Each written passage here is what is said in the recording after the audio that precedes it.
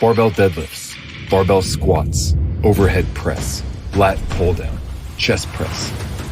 And when you're ready to stop, repeat. That's how we climb Olympia. When you push that extra rep, when you pull another set, when you lift that one last rep, you will climb the mountain and no one will forget. Bring on the build with the NASM Physique and Bodybuilding Coach Program. You're listening to the NASM-CPT Podcast with Rick Richey, winner of the Share Care Emmy Award for Social Storytelling and the official podcast of the National Academy of Sports Medicine.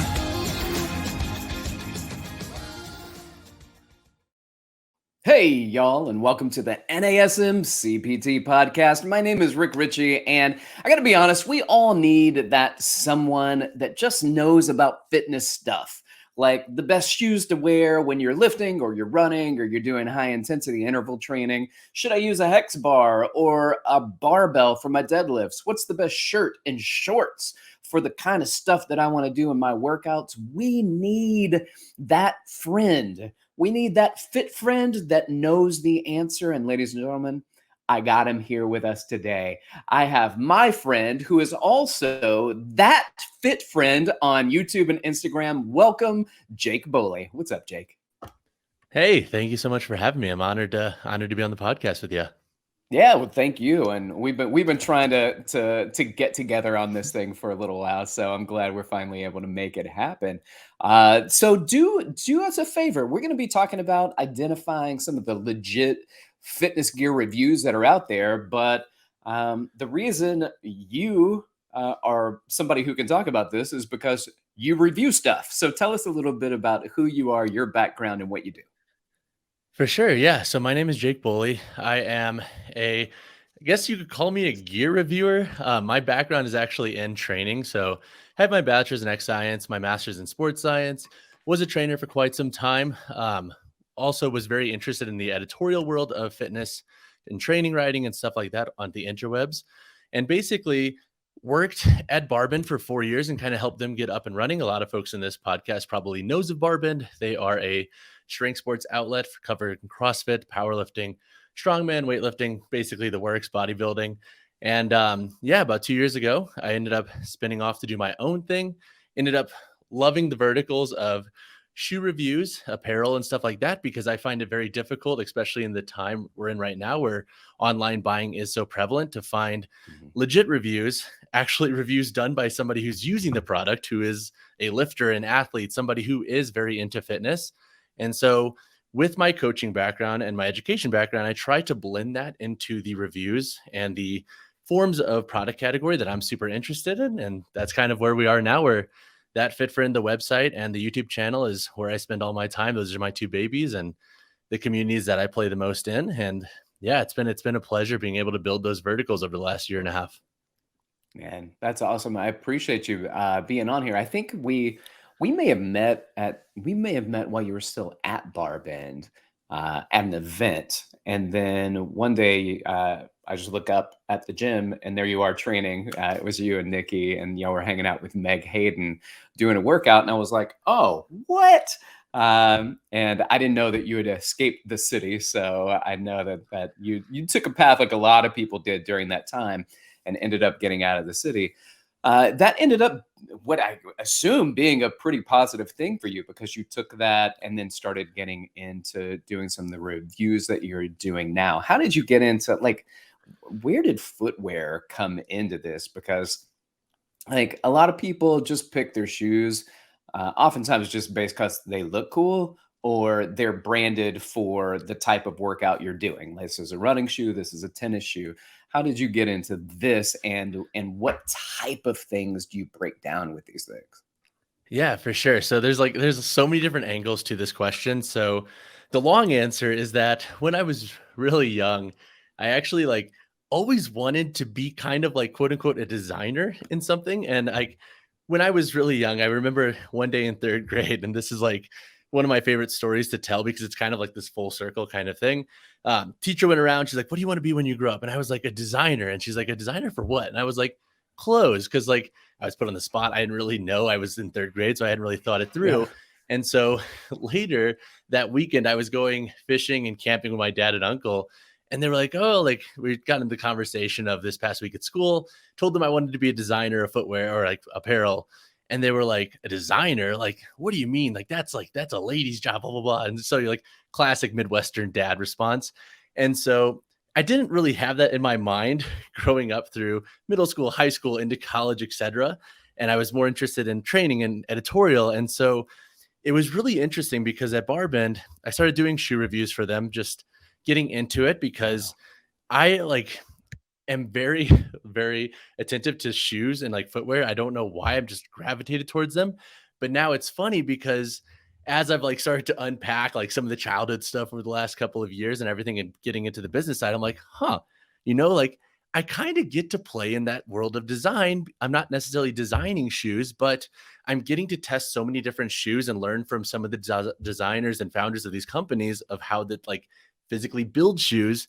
And so I think it kind of scratches that like itch of being really young and wanting to be in that world of designing something and building something. And I think being able to tie that to my performance background, it's like this like perfect summation of things that really interest me, where it's like, cool, how does this style of footwear influence my biomechanics in the squat? How does this influence my performance for sprinting? And so it's like, it scratches that nerdy itch that I like with training and science, but then it also gives me that like designer and build things kind of itch. So that's my roundabout answer for how I got into it. But basically, like I see footwear and even apparel at times as being like this culmination of all of my interests into one thing. And I think because we all wear shoes and we're all very individual, I think that's where it gets really fun to help others find things that help them work, like basically perform their best. So it's like, are you that person that just buys Nikes because you've always bought Nikes? Or are you that person who's tried like now 5 different footwears and you're like, that style of footwear works best for me. I know that because I've tested it. It works best for the context of how I like to train, etc.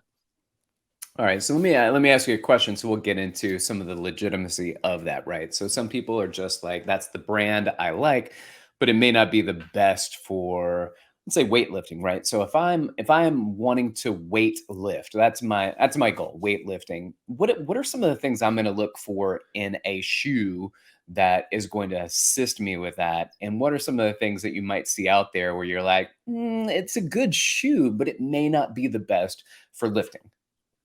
Yeah, so I think the two main things that I like to consider, especially for like, if we're just going to talk about like the broader spectrum of what to look for, Mm, is number one, the stability of the shoe itself. So this could be in the sense of the midsole and the material used. This could be in the sense of the traction you get from the rubber outsole. Are you actually getting grip when you are training? So it's like if you're squatting, for example, 405 pounds, the last thing you want is a shoe that is like compressing and moving all around under your feet, or like mm, lacking rubber tread to give you enough grip to where you might slip. So the stability of the shoe is really important, and that generally will come in the form of its midsole and its material. However, there are other areas of the shoe that can influence this, like the security of the upper, the outsole tread patterning, what that material is like. And then also I like to consider and look at the width of the shoe, because we all have different foot anatomies. And when we are training, our foot moves through so many different ranges of motion and movements while we squat, while we jump, while we do basically everything, walk, etc. It's really important to look at how a shoe's last construction, basically the mold of that shoe, interacts with your foot. Does it allow you to feel comfortable when you're doing different movements? Does it allow you to feel secure and stable when you are training in whatever context you want to use that shoe for? And so that's where I think folks should explore more last constructions of different companies and different shoes, because when we look at different shoes, there are so many different lasts that companies will use. And essentially, the last is the mold of the shoe, and companies will pick a last that will capture like the biggest demographic of the market that they're going for. However, that doesn't always necessarily mean that that shoe is going to be best for you. And so those are two areas that I think are just incredibly important to look for a shoe for training. And now obviously we could dive into like weightlifting shoes, which are very different than cross training shoes. But mm. those two verticals generally can kind of encompass like all types of footwear. Gotcha. Ladies and gentlemen, this is Jake Boley. He is that fit friend, that one that you're looking for if you have questions about what it is that you should be wearing at the gym, what are the shoes that you should be wearing, the product reviews, but not just limited to those things, because he's got plenty of stuff about lifting and things out there. So I particularly like the ones about the barbell deadlift versus the trap bar deadlift, or I like the 5 quick tips for increasing the depth in your squat, things like that are very intriguing to me. And Jake does such a good job, man. Like, you do such a good job of just like eradicating fluff and kind of navigating away from all of this glitz that you see. And they're good, it's still funny. Sometimes you splice in some funny things into your videos that spices it up, but like it's just good, no nonsense, quality information that you provide. And so I want to get into that again as we start talking about what are some of the legit kind of fitness gear reviews. In order to do that, what are some of the illegitimate things that are out there? What are some of the things that you see? How do you know that somebody's just peddling for dollars versus doing a quality review about products? Yeah, and so if I get passionate in this podcast around this topic, just Uh-oh. just coax me down, because I think a big driver behind that, fit friend, is kind of being annoyed with all reviews industries, but like being Mhm. obviously invested in fitness, nothing makes me more annoyed when I see reviews that are put together by writers that have clearly never actually tested the product or have never Mm. like used it to its full extent. So if you're looking at a review, for example, if you search any review online and you're looking at it and there's no actual shots of the writer using it or testing it or actually putting it through the work in the gym that you're Uh, going to be wanting to use that shoe or whatever it is for, that's a red flag to me, because that means, like, number one, if you're pulling product shots from the company, like, okay, did you actually use it, or are you just kind of synthesizing whatever you read on page from their reviews? So that's kind of a red flag to me, because I like to see, like, okay, cool. If I want to buy this thing, like, I want to see this person physically use it while they talk about it and explain it, because I think that adds a nice level of depth to it and just a nice level of legitimacy. Another big red flag to look for is basically how a review is laid out. Is it laid out to just kind of like funnel you into buying it? Or is it laid out to give you an mm, objective point of view? Like, hey, here's where this thing is going to excel, but here's where it's going to fall short.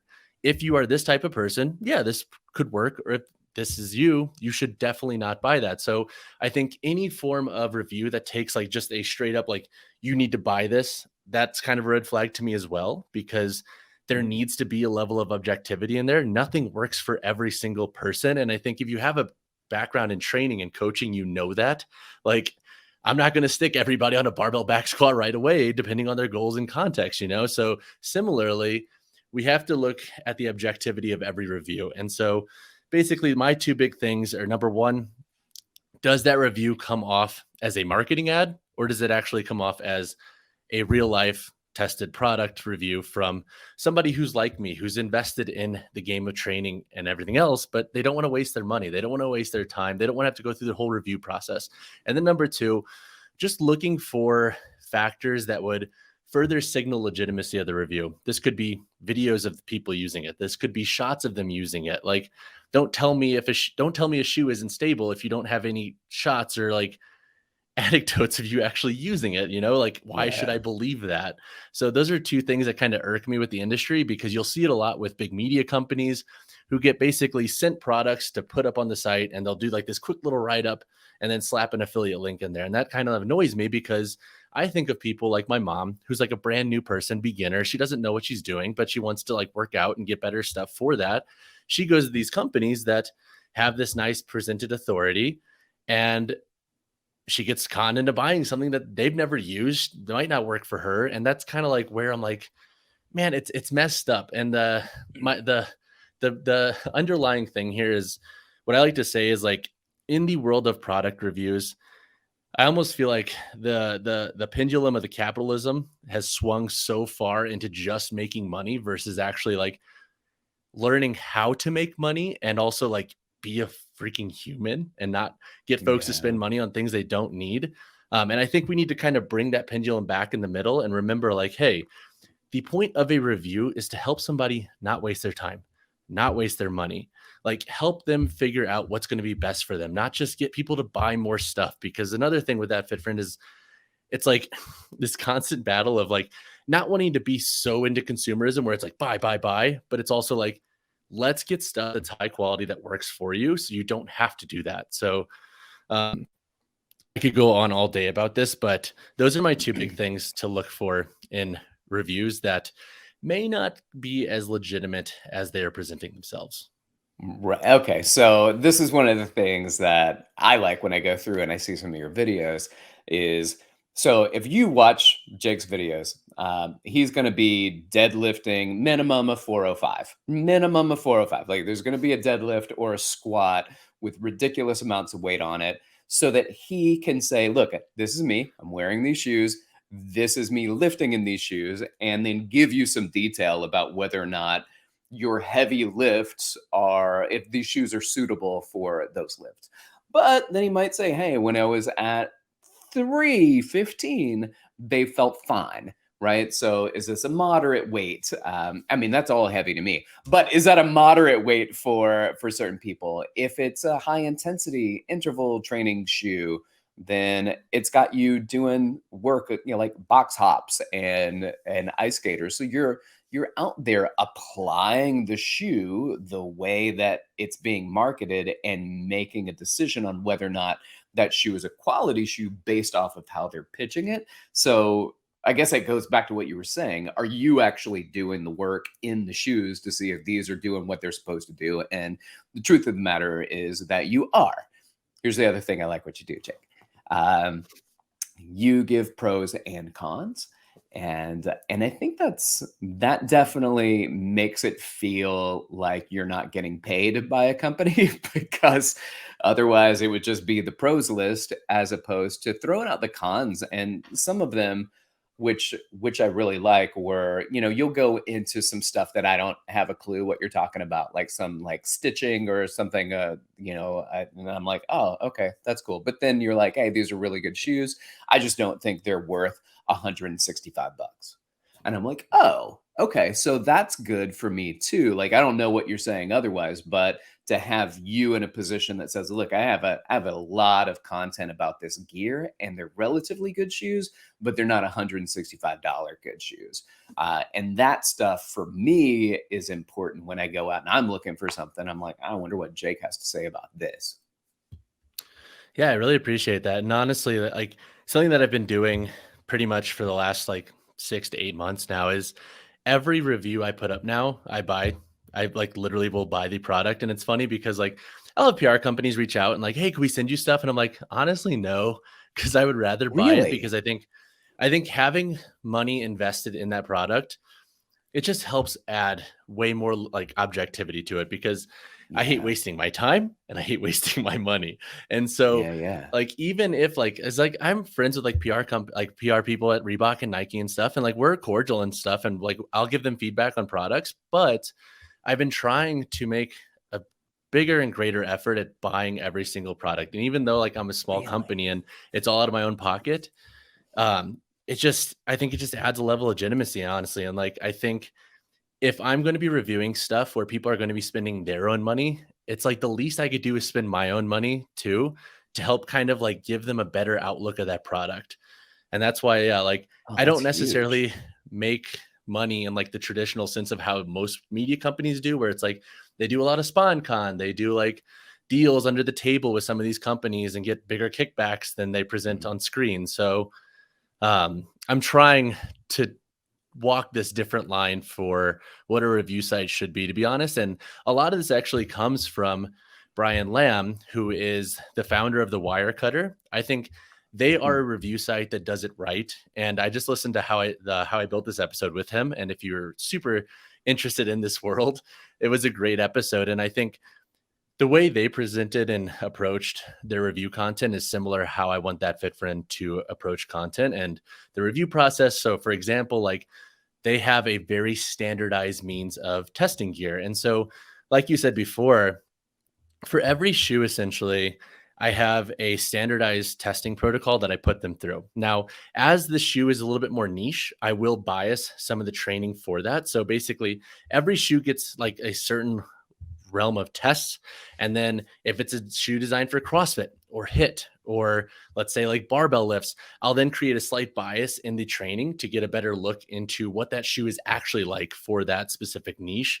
And so that's one way that I'm trying to be better about leveling up the content on that Fit Friend. And that's something I would do want to make a video about eventually, which is like how I actually test shoes and like sharing like the standardized test, because I think it just is cool too to share to the community like, hey, if you're watching my content, like this is literally what I'm doing. And this is how I'm drawing all of these comparisons. It's not just like, oh, like this one and versus this one. It's no, actually like I've squatted 405 in this and 405 in this, and this felt better because of this versus like this that fell short because of whatever it might have been. Yeah. Ladies and gentlemen, this is Jake Boley, that Fit Friend, with a YouTube channel on gear reviews, but not just gear reviews, not limited to that. It has a lot of other information and content on it, which I appreciate.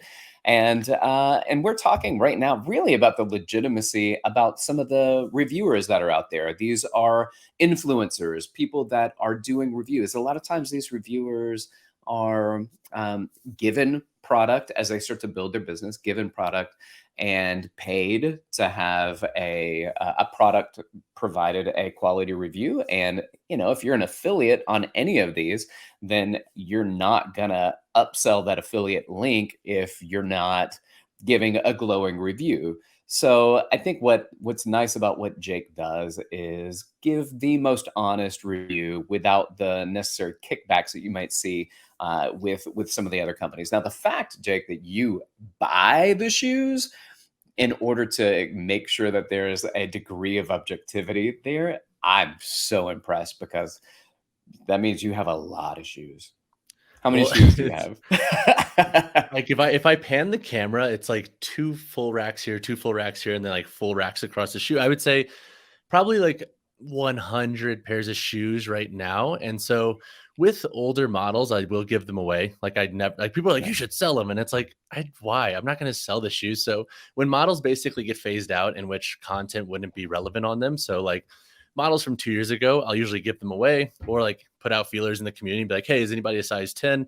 I'll send you these shoes. I'm actually going to the post office later today to send an old pair of shoes to somebody who I met on YouTube who was like, I'm a 10. Could I like, do you have any shoes you could sell? I'm like, dude, I'll send you some shoes. I'm not going to sell them. That's awesome. And also, just to add to that last point, with affiliate kickbacks, like with review sites, there's nothing wrong with affiliate kickbacks. I just think it's important that we're as honest as we can be with the reviews themselves, because like with review content too, like that is a driver to how you stay alive is with affiliate sales. But I think the way you approach that and handle that and the honesty behind that, I think is really important. So just wanted to add that, because I don't want anybody to think like, oh my gosh, like, but you have affiliates that Fit Friend, like how, so it's like, it's not necessarily a bad thing per se, but I think there needs to be more of a look behind the curtains as to what that entails. And also just being a human and not trying to swindle people into clicking just because you might make 10% kickback on $100 shoe. Like, come on. That's not how I want to.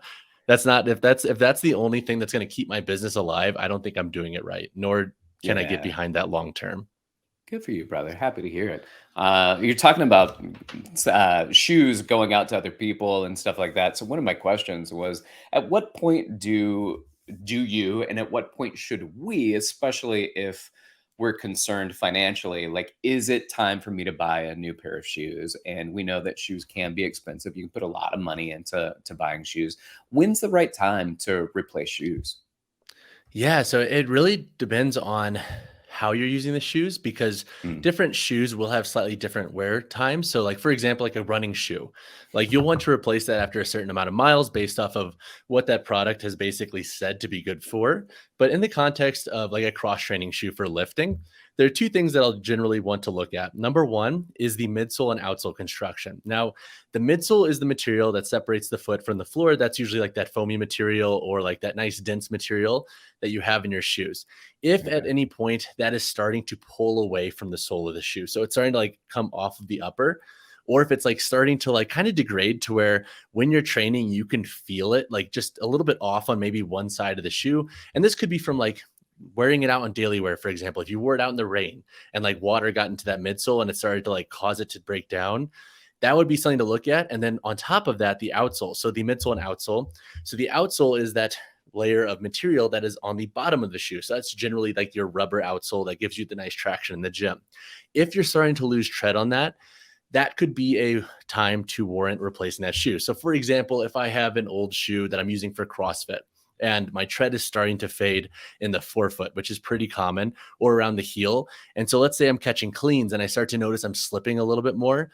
I would probably want to replace that, not in the sense that like it's going to necessarily be instantly bad and you're going to die, but like why chance having your performance hindered at all for something like that, which could be easily identified and fixed. And then the second thing I look for is, are they comfortable? Is the shoe physically comfortable for your wear sessions? And sometimes you can have the upper breakdown or like the lacing system start to go, and you'll start to notice like this shoe's starting to feel a little bit too loose and it's not comfortable to wear for this training context. That would then be a time to replace your shoes. So they don't need to be replaced, as I think as many people think, but there are a couple of like construction indicators that can serve as like objective signs as to when you should replace that. And that's based off of solely performance and comfort, because those are the two biggest things that most folks are basically interested in when they are training in the gym. Ladies and gentlemen, again, we've got Jake Boly here, who is that fit friend, and you can find him on YouTube. You can find him on Instagram, and where in YouTube, where his reviews are actually posted and where they reside. Jake, is there anything else that this audience of fitness professionals needs to know about identifying some legitimate fitness gear reviews? Not just shoes, but other things. What are some things that we should keep in mind when we're looking at these reviews, trying to find that next pair of shorts, that next shirt, or that next pair of shoes? Yeah, I think something important to look at besides like actual testing and then actual objectivity in reviews is I like to look for comparisons, and basically like if the reviewer is able to draw enough context between certain products, I think that can be really important. So if I'm watching a review on, let's say, like a weightlifting shoe, and I want to know like, how does this compare to this? But there's like no level of understanding or knowing. I think it could be a little bit tough then to like, I think relate and be like, okay, well, like, then how do I know if this is going to be good for here if you don't even know if this is going to be good for whatever this training context is? So that's something that I think can be really important. And that just comes from somebody who's done like this for a while. And so while it's not always necessarily a need in reviews, which is like, you don't have to like have like 100 pairs of shoes reviewed, tested to be legitimate, but I think it does add a nice level of depth there to be able to help people draw conclusions or draw comparisons on products that they might be interested in otherwise or have already tried. So it's like, if I get a comment like, hey, how does this shoe fit compared to this? It's nice to be able to like actually go and like look at it and like give them a nice definitive answer based off of how they actually fit and how I know them to fit. On top of that, honestly, I think just reviewers that always interact with their audience, because that's another thing that is always really interesting, especially in the context of YouTube, because on the site, I don't get that many comments, but I will get some here and there, but I always try my best to reply as fast as I can. But on YouTube, like if you ask a question about a product, like I would hope that the reviewer is going to answer and like give you a nice legitimate feedback, like some legitimate feedback, because it's like, what are you doing if you're reviewing something to help somebody decide if they should buy it and they ask you a question about it and you have it in hand and they don't, and they're legitimately just wondering like, hey, I watched your piece of content. I gave you time from my life to watch your business, watch your content. I have a question here. I think it should always go and like be answered. Like that's something that bothers me, where when there's a product involved and there's some form of monetary aspect to that piece of content and somebody is asking you before they physically invest their money, like the least you can do is just give them an answer. It takes literally maybe tops 20 to 30 seconds of your day, and they've just given you 10 minutes of their life watching your review, you know? So it's like one of those little trade-offs that I think makes a huge difference that people constantly overlook. And that just adds a nice level of legitimacy too, because if you're willing to have a conversation about that product and help them explore deeper context to their ask, it really does, I think, just add a nice level of like, hey, like, I'm a human, you're a human. Let me help you figure this out. Let me give you some time a day and like really interact with you and get to know what you're actually after here. Gotcha. Well, I will say that I did go through and I read some of your comments that people had left, and they love you. They love you. There's one person that was like, "You should be way bigger than you are," and I was like, "He's got a lot of views on this, so he's still pretty big." I enjoy it. I think it's been fun reconnecting with you and having you on the podcast. So thank you so much for being here. Can you let the audience know where they can find you, where they can find that fit friend? For sure. Yeah. On Instagram, my handle is Jake_Boly, Boly. I also have a That Fit Friend Instagram page. I don't share as much as I should there because, quite honestly, it gets very overwhelming trying to share on all the different verticals. And since Yeah. YouTube's my main baby, it gets very overwhelming to also be on social all the time. On YouTube, Jake, That Fit Friend, you could type in Jake Boly, you could type in That Fit Friend. I should pop up. If you type in most training shoes, you'll likely see my annoying face and head talking. So you can find me that way. And then also the website is That Fit Friend.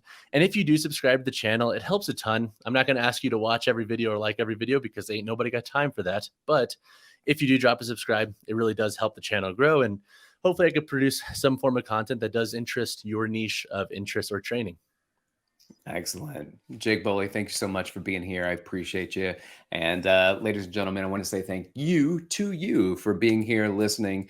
Keep doing what you're doing. Keep inspiring people to fitness. I know that we're out there as fitness professionals doing what we can to help change lives. And every little nugget of information helps, including the work that Jake does that can help, whether it's us or that we can refer to our clients, that we can just provide them a little more information from legitimate sources.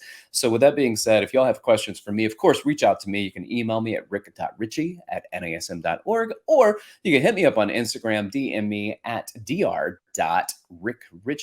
Thanks for listening. This has been the NASM-CPT Podcast. Thank you so much for having me.